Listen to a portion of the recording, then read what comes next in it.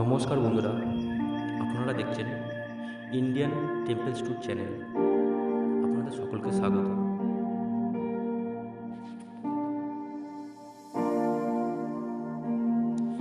জন্মাষ্টমীতে বাড়িতে কিভাবে করবেন গোপালের পুজোর আয়োজন জেনে নিন।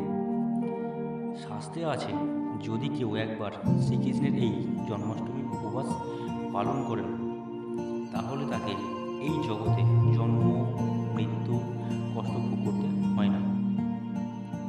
হিন্দু শাস্ত্রে অষ্টমী তিথিতে জন্মেছিলেন ভগবান শ্রীকৃষ্ণ। ভাদ্র মাসের কৃষ্ণপক্ষের অষ্টমী তিথিতে জন্মাষ্টমী পালন করা হয়।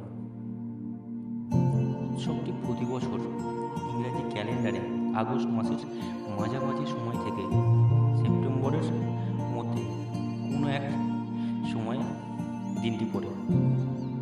জন্মাষ্টমীর আগের দিন নিরামিষ খেতে হবে এবং রাত 12টার মধ্যে খেয়ে নিতে হবে।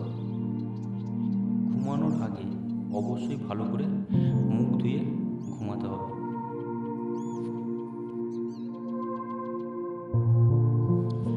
জন্মাষ্টমীর দিন সকাল থেকে মধ্যরাত পর্যন্ত উপবাস এবং জেগে থাকতে হবে।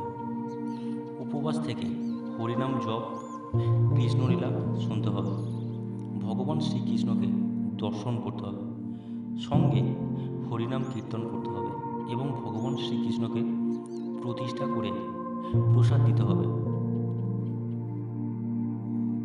জন্মাষ্টমী ব্রত পালনের জন্য রাখতে হবে ফুল, আতপ চাল, ফলের নৈবেদ্য, তুলসী পাতা, দূর্বা, ধূপ, মোমবাতি, পঞ্চগব্য, পঞ্চকুড়ি, পাট, বালি, পঞ্চবর্ণের গুঁড়ো,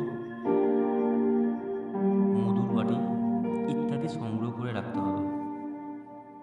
এই দিনে উপবাসে থেকে উপকরণগুলি দিয়ে শ্রীকৃষ্ণের পূজা করতে হবে।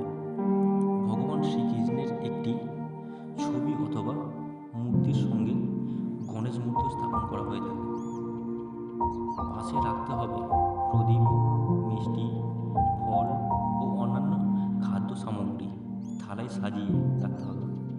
মনে রাখবেন, গোপালের প্রিয় খাবারগুলির মধ্যে রয়েছে মাখন, মিছরি, ননি, নাড়ু, তালের বড়া, ক্ষীর, রাবড়ি, মালাই, মালপোয়া ইত্যাদি, যা সাজিয়ে গোপালের সামনে ভোগ হিসেবে নিবেদন করতে পারেন। প্রথমে শ্রী গণেশের প্রার্থনা করতে হবে, ওম শ্রী গণেশায় নমঃ। এরপর কিছুক্ষণ ধ্যান করতে হবে, মন যাতে শান্ত থাকে।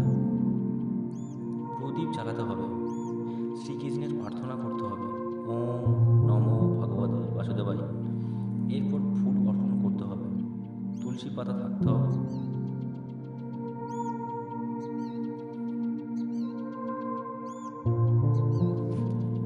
তাছাড়া ধূপ জ্বালাতে হবে।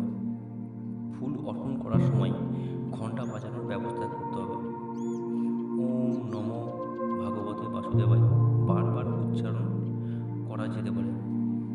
এরপর ফল, মিষ্টি এবং অন্যান্য খাদ্য ভগবানের উদ্দেশ্যে প্রদান করতে হবে। প্রার্থনা শেষে কিছুটা জল ছিটে দিতে হবে। ভগবান শ্রীকৃষ্ণের এই মন্ত্র বেশ কয়েকবার